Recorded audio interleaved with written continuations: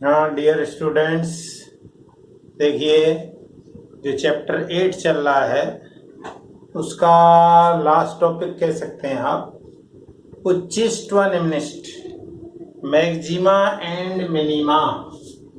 ये नाम ही पता चल रहा है कि उच्चिष्ट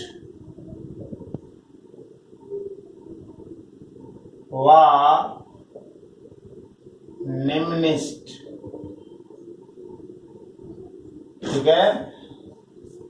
ये हम अवकलज का प्रयोग करके जानेंगे।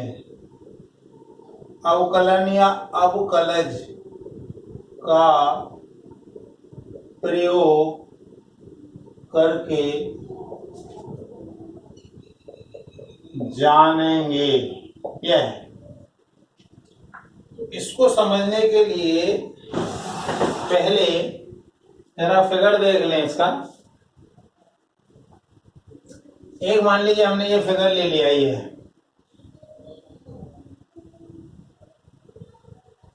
ये ओरिजिन है, ये एक्स एक्सिस है, ये वाई एक्सिस है, ठीक है।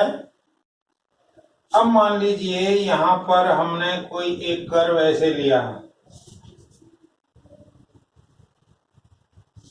मान लीजिए इस तरीके से ले लिया। यहां पर x की वैल्यू ली हमने a, और ये जो वक्र है इसकी इक्वेशन है y बराबर एफ एक्स। जिस टाइम x बराबर a होगा, जिस टाइम जब x बराबर a होगा तो y बराबर होगा एफ ए।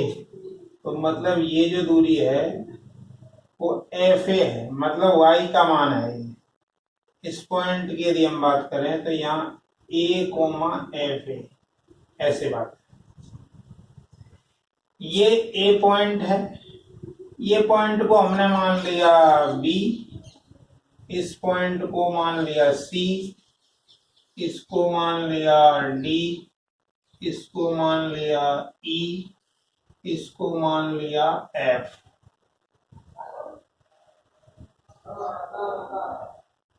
ऐसे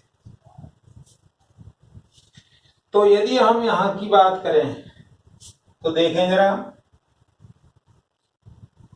यहां पर ये y है, कोटि है ये, इस C पॉइंट पे कोटि ये है, D पॉइंट पे कोटि ये है, E पॉइंट पे कोटि ये है। कोटि मतलब y होता है और भुज मतलब x होता है, ठीक है ना। तो अब आप यहां मान लो x इक्वल टू बी है, यहां पर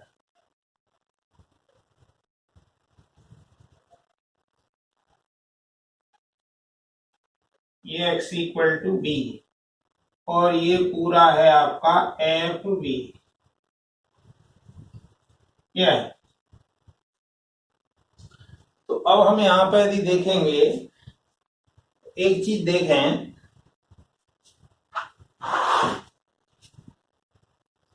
माना वक्र y बराबर एफ एक्स किसी बंद अंतराल, बंद अंतराल क्या है, ए बी में लें, ठीक है ना। वक्र के बिंदुओं A B C D E व एफ को देखें, ठीक है ना। अब हम इन दो बिंदुओं की बात एक साथ कर रहे हैं, बी और डी की, और सी और ई की एक साथ करेंगे, और ए और एफ की एक साथ करेंगे। तो पहले बी और डी की बात करें तो बिंदु बी व डी पर बी और डी पर कोटि का मान उसके समीप्य, समीप्य मतलब बाएं बाएं व दाएं,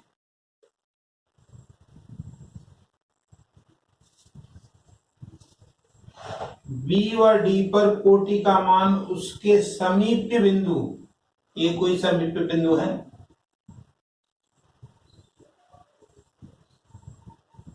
समीप्य बिंदुओं पर कोटि के मानों से ज्यादा है, अतः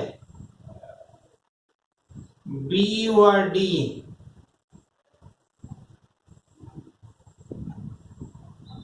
उच्चिष्ट मान देंगे। ठीक है, इसी प्रकार से देखिए, अब जरा इसको समझने का प्रयास करें। यहां जो है, यहाँ पे जो ऊंचाई है ये, इसके समीप वाला बिंदु, बिल्कुल बगल में लेंगे तो उसकी बात अलग है, लेकिन यहाँ वाले बिंदु से ये वाली वैल्यू इतनी ज्यादा है, ऐसे ही इस वाले बिंदु से भी ये वैल्यू ज्यादा है। तो मतलब बी के जो ऊंचाई है ये अगल बगल के आसपास के, इधर साइड वन, लेफ्ट साइड और राइट साइड, दोनों साइड के बिंदुओं की तुलना में यदि वो ऊंचा है तो वो उच्चिष्ट मान देगा। और यदि कोई बिंदु है वो अगल बगल के बिंदुओं, समीप वाले बिंदुओं की तुलना में कम वैल्यू दे रहा है, जैसे ये सी मान है, सी यहाँ पे देखें और एक यहाँ देखें, तो यहाँ के मान की तुलना में ये वाला मान कम है।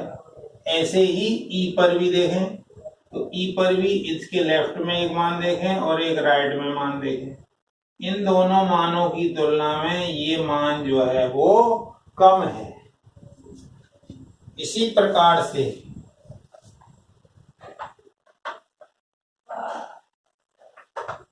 इसी प्रकार से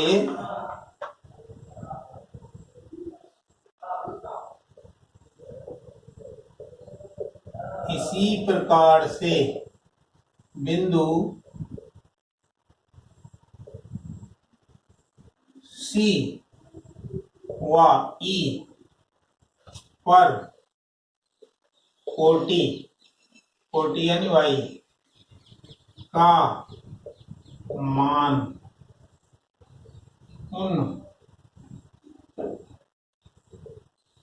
उन बिंदुओं के समीप बिंदुओं पर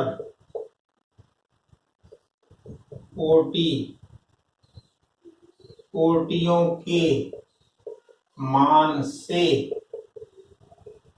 कम है, अतः निम्नलिखित मान कहलाएगा। ठीक है, अच्छा, अब हम बी की बात करें तो यहाँ पे बी पे एक स्पर्श रेखा खींचें तो उसकी प्रवणता शून्य होगी, क्योंकि स्पर्श रेखा क्षैतिज हो जाए तो प्रवणता शून्य होती है। हमने ये पिछले टॉपिक में पढ़ा है, स्पर्श रेखा एवं अवलंब में। सी पर भी ऐसा ही हो रहा है, डी पर भी ऐसा ही हो रहा है, ई पर भी ऐसा ही हो रहा है। बिंदुओं बी सी डी व ई पर प्रवणता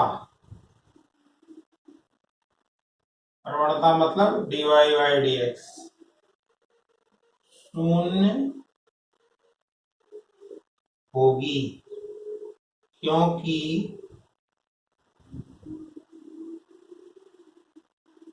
इन बिंदुओं पर इन बिंदुओं पर स्पर्श रेखा क्षैतिज कहिए या एक्स अक्ष के समानांतर होगी।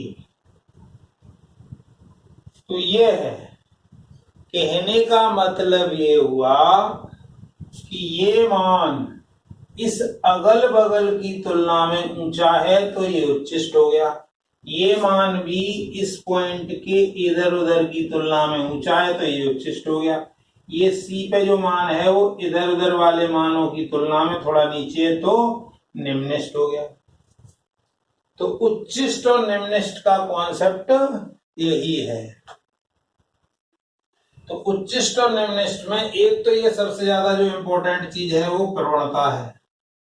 प्रवणता इन बिंदुओं पर, ये जो बिंदु देख रहे हैं बी सी डी ई, इन जगहों पर प्रवणता शून्य हो रही है या इन बिंदुओं पर खींची गई स्पर्श रेखा एक्स एक्सिस के समानांतर हो रही है, इसलिए यही बिंदु हमारे सस्पेक्टेड बिंदु या चरम बिंदु होंगे। चरम बिंदु का मतलब है या तो वहां उच्चिष्ट होगा या निम्निष्ट होगा, मतलब कुछ ना कुछ होगा। अब जैसे ए बिंदु है तो ए के बारे में हम कुछ नहीं कह सकते क्योंकि ए के लेफ्ट वाली वैल्यू इससे कम है और ये इससे ज्यादा है, तो इसलिए ए के बारे में भी कुछ नहीं कह रहे हैं। इसी प्रकार से ये जो एफ बिंदु है, यहाँ एफ बिंदु के भी लेफ्ट में वैल्यू कम है, राइट में ज्यादा है, तो इसलिए यहाँ पर भी हम कुछ भी उच्चिष्ट या निम्निष्ट के बारे में बताने में समर्थ नहीं है। तो जहां वक्र पर स्पर्श रेखा क्षैतिज हो जाए वहीं पर उच्चिष्ट या निम्निष्ट में से कोई ना कोई एक स्थित होगा। इसीलिए इस चैप्टर में dy बाई डी एक्स, पूरे चैप्टर में dy बाई डी एक्स जरूर निकालेंगे, उसको बराबर 0 के जरूर रखेंगे। इसलिए मैंने ये कहा है कि ये इंपॉर्टेंट बात है। ठीक है, अब थोड़ा आगे चलते हैं।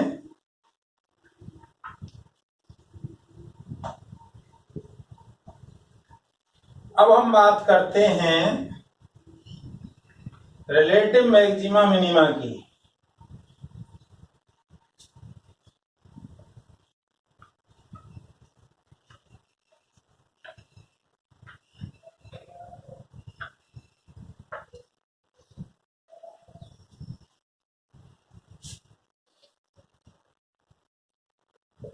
सापेक्षिक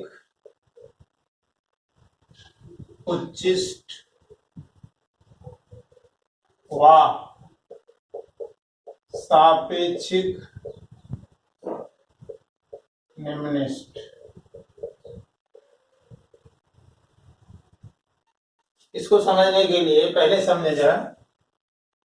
ये कोई हमने ले लिया वक्र y बराबर एफ एक्स, ठीक है ना।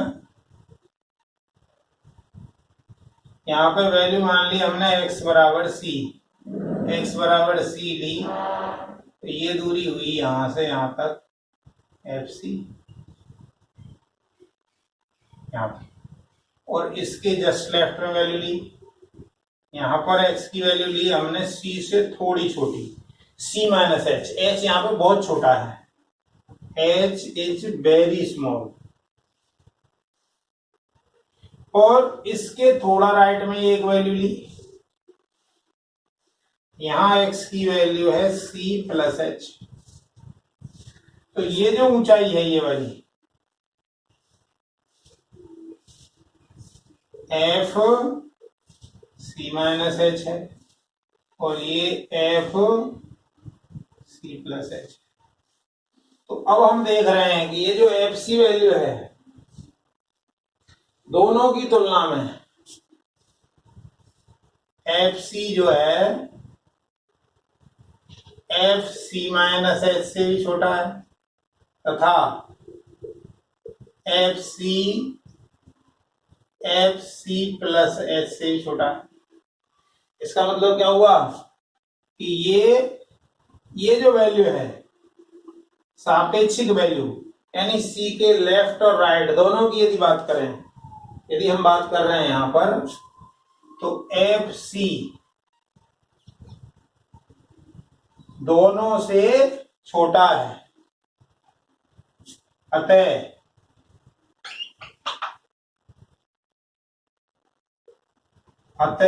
एक्स बराबर सी पर सापेक्षिक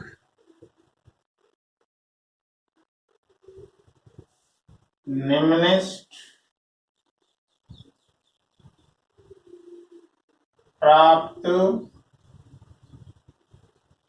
होगा। ठीक है ना। इसी प्रकार से सापेक्षिक उच्चिष्ट की यदि बात करें तो उसके लिए दूसरा फिगर बना लें। मान लीजिए आपने वैल्यू ऐसे ले ली, मान लीजिए वक्र इस तरीके का है, यहाँ पे वैल्यू x की a है और इसके जस्ट बगल में ले ली x की वैल्यू a माइनस एच और इसके जस्ट राइट में वैल्यू ले ली x की a प्लस एच। ठीक है, ये वैल्यू और ये वैल्यू इससे छोटी है, तो यहाँ पे यदि हम देखें तो एफ ए बड़ा है एफ ए माइनस एस तथा एफ ए बड़ा है F A plus S.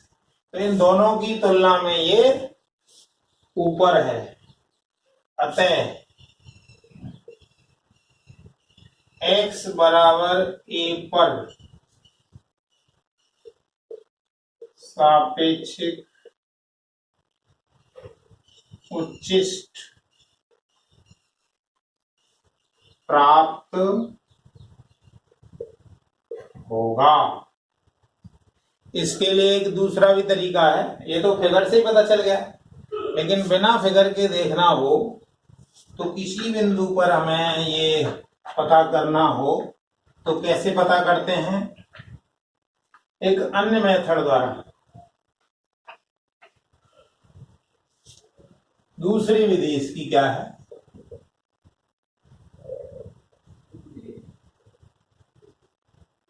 x बराबर c पर सापेक्षिक उच्चिष्ट या निम्नलिखित ज्ञात करना। क्या है,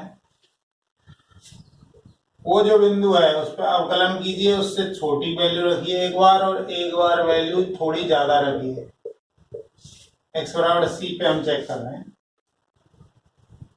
यदि वैल्यू आपकी प्लस आती है फिर माइनस, p का मतलब यहाँ प्लस से है और m का मतलब माइनस से है। शॉर्ट में यदि हम देखें तो इस प्लस और माइनस को मत देखिए, pm, तो pm की पावर ज्यादा होती है तो उच्चिष्ट होगा। प्राइम मिनिस्टर की पावर तो ज्यादा होती है। अब जरा mp करें, mp पहले m आए बाद में p, तो mp मतलब मेंबर ऑफ पार्लियामेंट या सांसद होता है, तो सांसद की पावर pm की बराबर थोड़ी होगी, तो ये निम्नलिखित होगा। इसी प्रकार से यदि ये pp हुआ या mm हुआ, दोनों ही केसों में न उच्चिष्ट न निम्नलिखित, न निम्नलिखित न उच्चिष्ट, ये आ गया। तो इस प्रकार से आप दूसरी विधि से भी पता कर सकते हैं। उसमें क्या करेंगे, उस फंक्शन का डिफरेंशिएशन करेंगे और डिफरेंशिएशन करके उसको बराबर 0 के रख देंगे, उससे x की वैल्यू आएगी, उस जो वैल्यू आएगी उससे थोड़ी कम वैल्यू डाल के देखेंगे, ज्यादा वैल्यू डाल के देखेंगे, फिर उस पर आपको प्लस माइनस से पता चल जाएगा। कैसे देखें जरा समझने का प्रयास करें। जैसे मान लीजिए F dash X equal to X minus 1 X minus 2 है, तो पहले एफ डैश एक्स को बराबर 0 के रख दें तो एक्स के मान 1 व 2 आ गए। अब एक से थोड़ी कम वैल्यू डालें इसमें और एक से थोड़ी ज्यादा डालें, बस केवल चिन्ह देखना है। तो F dash one minus H, एक से थोड़ी कम वैल्यू डालें इसमें, ये नेगेटिव देगा और ये भी नेगेटिव देगा, तो यानी फाइनली दोनों का मल्टीप्लाई होके पॉजिटिव आ जाएगा। F dash one plus one से थोड़ी सी जगह डालें तो ये पॉजिटिव देगा, ये नेगेटिव, तो माइनस आ गया। इसका मतलब अब पहले पी आया है बाद में एम, पहले पी आया है बाद में एम, तो इसका मतलब पहले पी बाद में एम, तो x बराबर 1 पर उच्चिष्ट, उच्चिष्ट भी कैसा, सापेक्षिक उच्चिष्ट प्राप्त होगा। इसी प्रकार से x बराबर 2 पे आप चेक कर सकते हैं, 2 से थोड़ा कम वैल्यू रख लीजिए, थोड़ा ज्यादा रख लीजिए, आपको केवल साइन देखना है, साइन पॉजिटिव आएगा या नेगेटिव आएगा। अब जरा आगे चलते हैं, अब देखते हैं निरपेक्ष मान की यदि हम बात करें,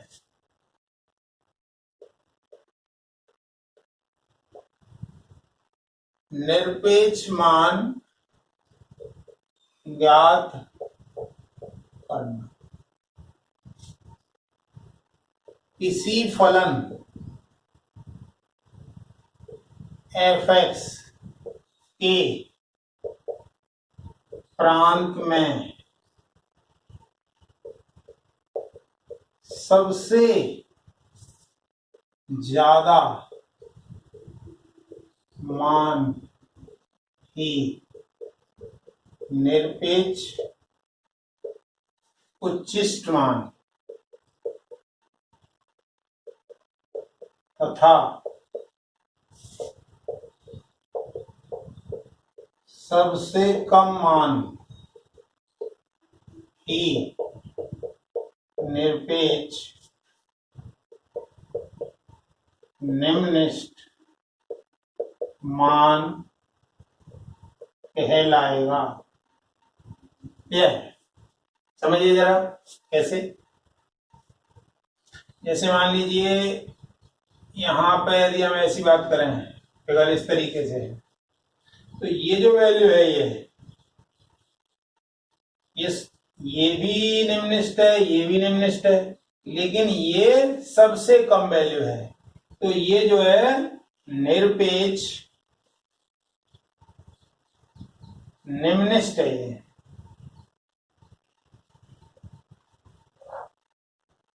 इसी प्रकार से ये बिंदु देखो, ये भी उच्चिष्ट है, ये भी उच्चिष्ट है, ये उच्चिष्ट अपने एरिया में उच्चिष्ट है, ये अपने एरिया में उच्चिष्ट है, लेकिन इस पूरे एरिया में, इस पूरे वक्र में यदि बात करें तो ये सबसे ज्यादा मान दे रहा है, इसलिए ये निरपेक्ष उच्चिष्ट मान है।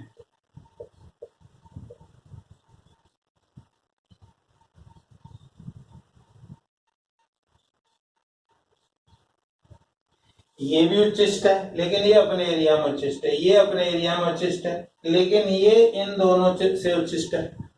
इसी तरीके से ये निम्नलिखित है, ये निम्नलिखित है, लेकिन इन सबसे भी सबसे कम ये है, तो ये निरपेक्ष निम्नलिखित मान होगा। तो निरपेक्ष का मतलब है सबसे ज्यादा या सबसे कम। ठीक है, अब जरा आगे देखें,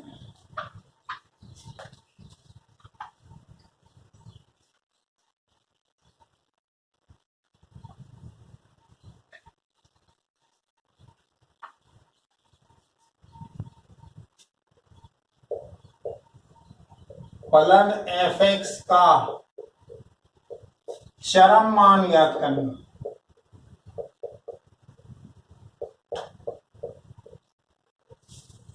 सबसे पहले आप क्या करें, f डैश c निकालें, f डैश c। पहली बात, यदि f डैश c बराबर 0 है तथा f डबल डैश c 0 से बड़ा है, तो उस बिंदु पर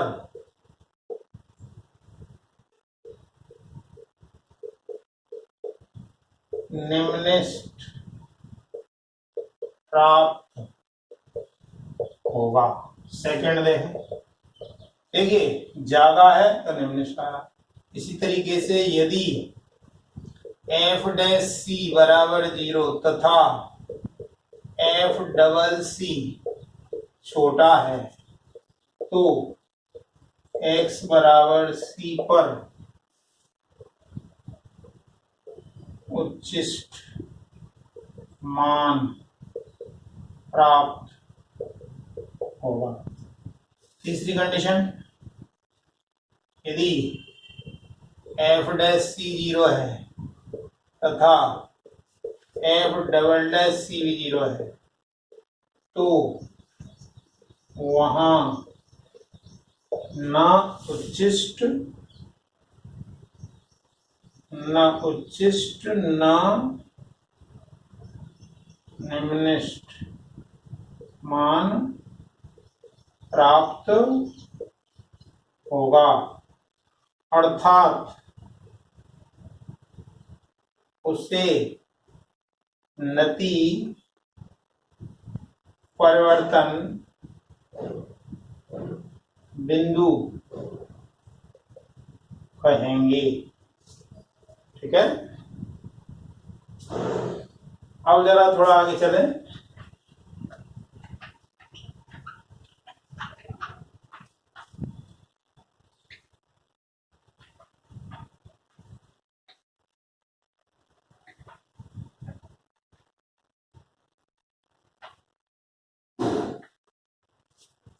इसके कुछ गुण धर्म हैं। सबसे पहला, एफ एक्स के दो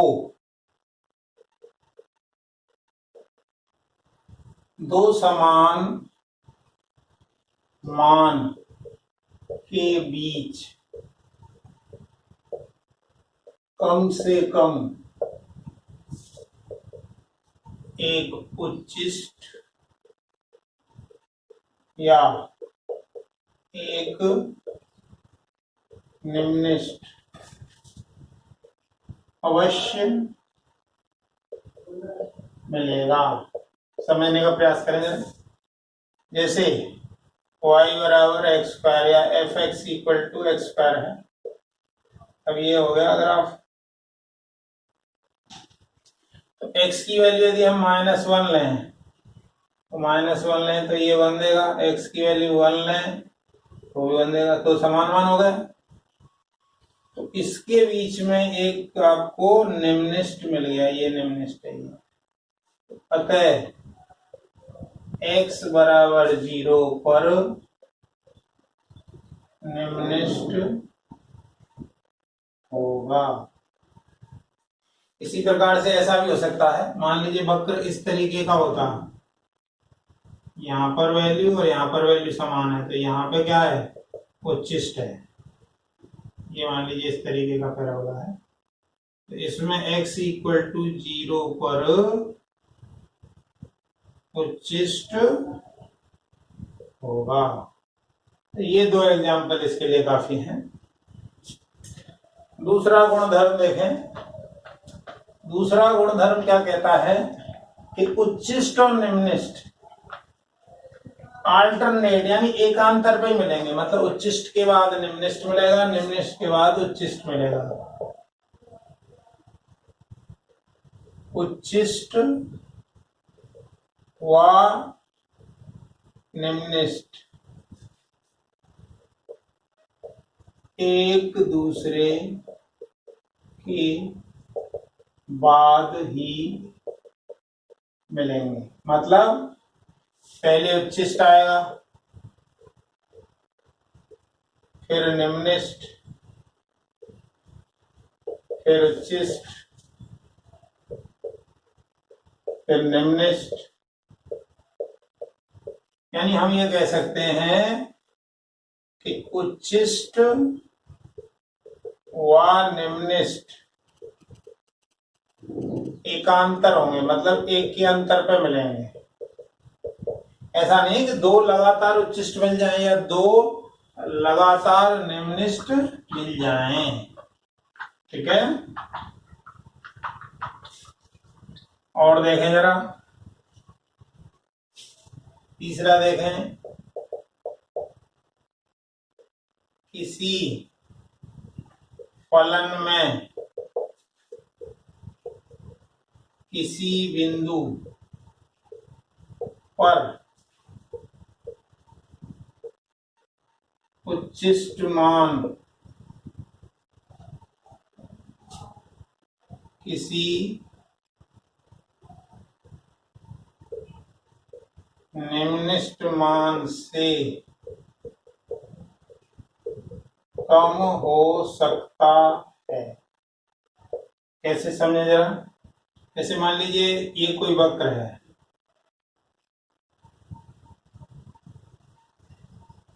जैसे ये इसका इस जगह पे उच्चिष्ट है लेकिन ये निम्निष्ट है, तो ये जो उच्चिष्ट मान है वो निम्निष्ट मान से कम है। तो उच्चिष्ट है तो इसका मतलब ये नहीं है कि ज्यादा ही होगा, तो कोई उच्चिष्ट मान निम्निष्ट से कम भी हो सकता है। ऐसे ही उल्टा हम कहें कि निम्निष्ट मान उच्चिष्ट मान से ज्यादा हो सकता है, मतलब कुछ भी पॉसिबिलिटी है। ये नहीं है कि मतलब ये उच्चिष्ट है तो उच्चिष्ट ही वैल्यू देगा, वो कुछ भी पॉसिबिलिटी है। तीसरा ये हो गया। चौथा क्या है?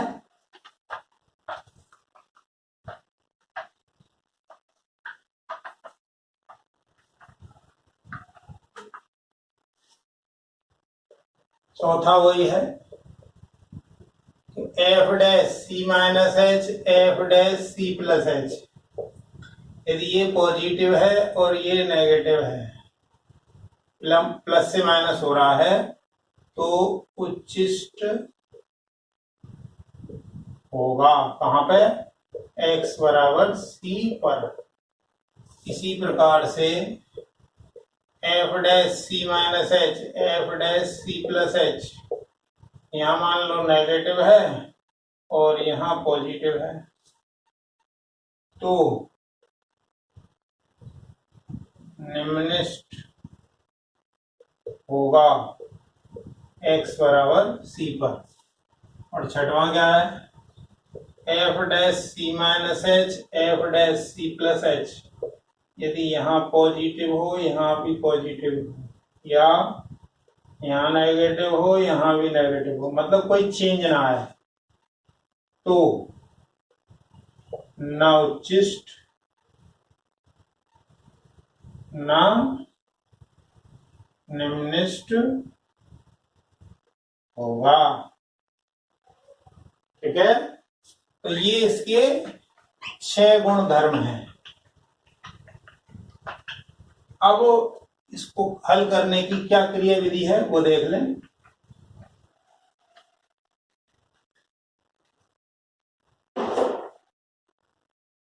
उच्चिष्ट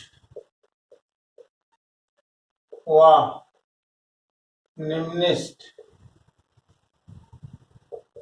ज्ञात करने की क्रिया विधि।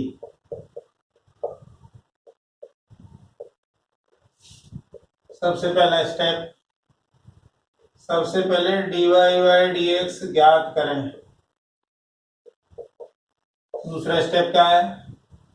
dy बाई dx को बराबर 0 के रख कर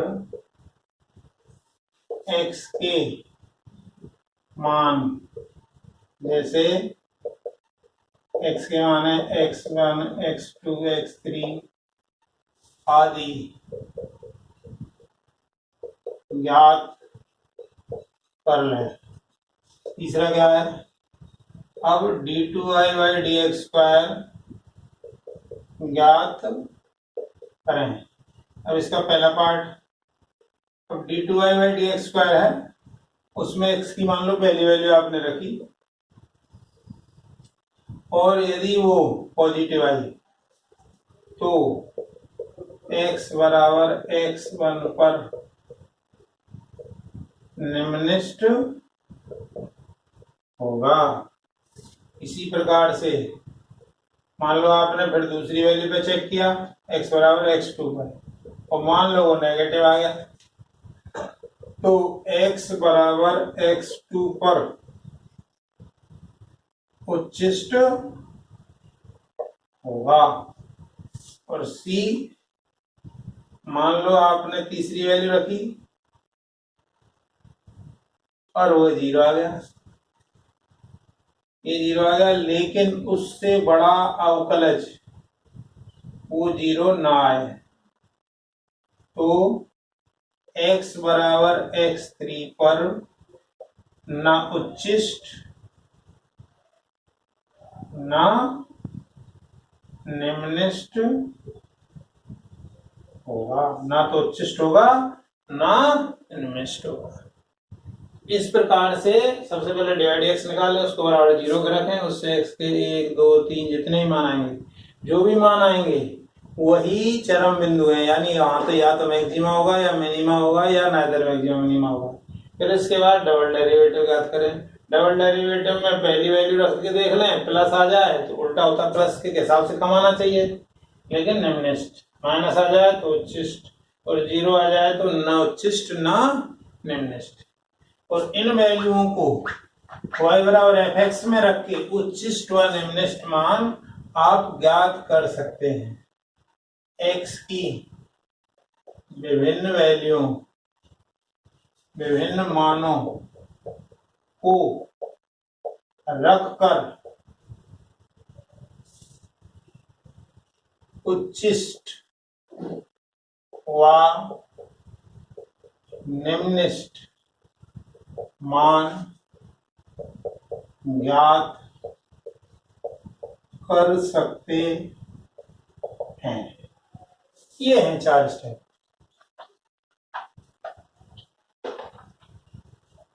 अब नेक्स्ट है आपका स्टेशनरी पॉइंट।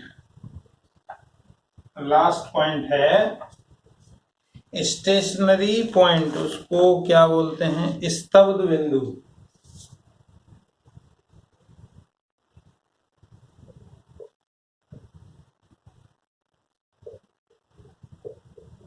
या स्टेशनरी पॉइंट, यह है वह बिंदु है जहां dy बाई dx 0 हो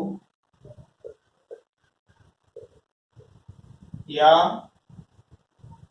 dy बाई dx परिभाषित न हो।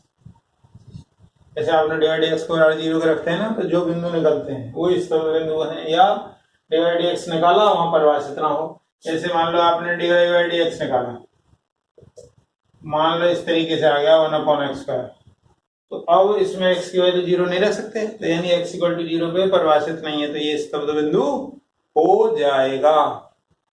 इस प्रकार से इसकी थ्योरी खत्म है। अब इसके क्वेश्चंस लेंगे नेक्स्ट क्लास में। तो पहले होमवर्क नोट कर लें।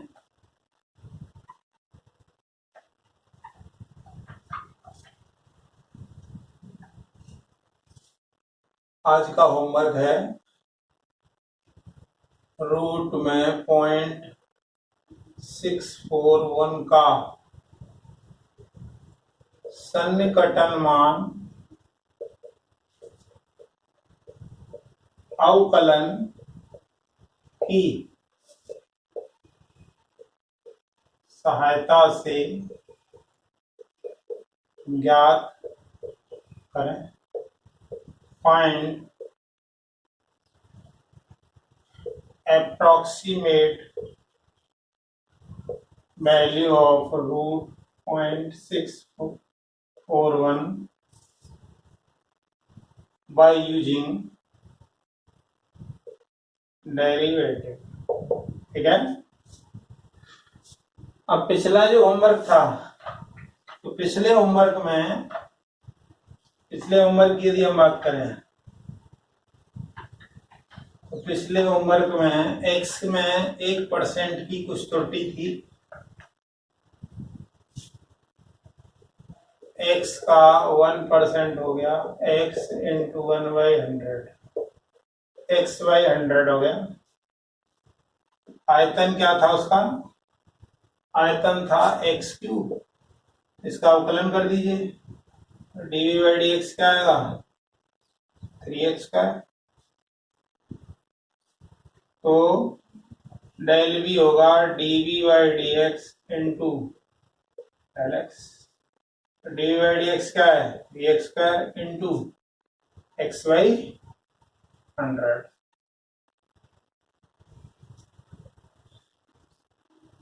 तो डेल वी आ गया आपका 3x क्यूब अपॉन 100। तो अब डेल वी बाई वी निकाल दें, डेल वी बाई वी क्या पूछा था क्वेश्चन में,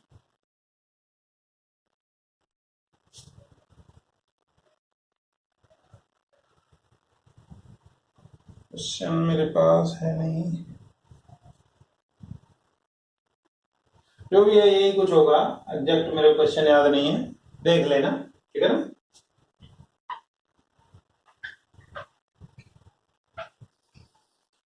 ठीक है, वीडियो देखने के लिए बहुत बहुत धन्यवाद, थैंक्स।